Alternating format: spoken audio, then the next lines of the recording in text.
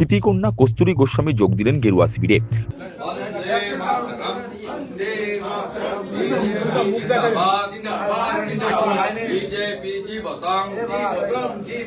বন্দে মাতরম, ভারত মাতা কি জয়, ভারত মাতা কি জয়।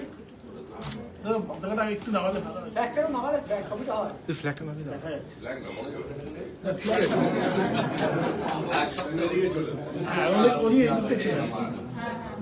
মুখটা দেখে যাচ্ছে বলে বলছে।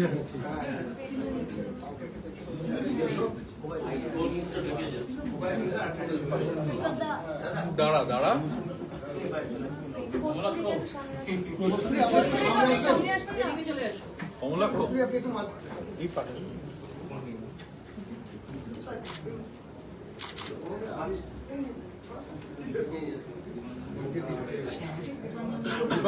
বাবু একটু ঢেকে বিধানসভা নির্বাচনের আগে বড় চমক বিজেপিতে।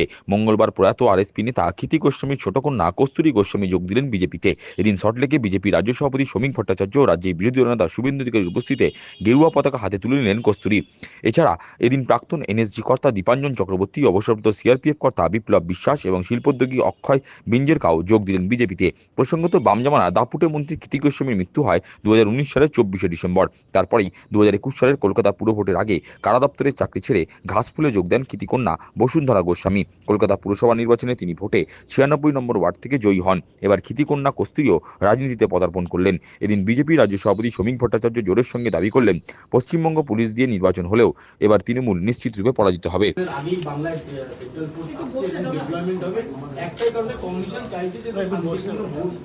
সেন্ট্রাল ফোর্স ডিপ্লয়েড হোক বা না হোক, এসআইআর হোক বা না হোক, এসআইআর বন্ধ করে দিই, ইডি সিবিআই এর অফিসের তালা লাগিয়ে দিই, ইনকাম ট্যাক্স জিএসটি কে নোটিশ পাঠাতে বারণ করে দিই, পশ্চিমবঙ্গ পুলিশ দিয়ে মমতা ব্যানার্জি নির্বাচন করিয়ে দিই, তারপরেও এবার তৃণমূল হারবে।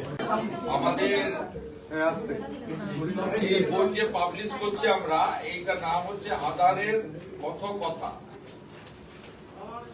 আমাদের এটা এই যে মহাজঙ্গল রাজের ইতিহাস পাবেন। কি থাকছে শুভেন্দু দা এই বইটাতে কি পড়ে দেখে নিন। পরিবর্তন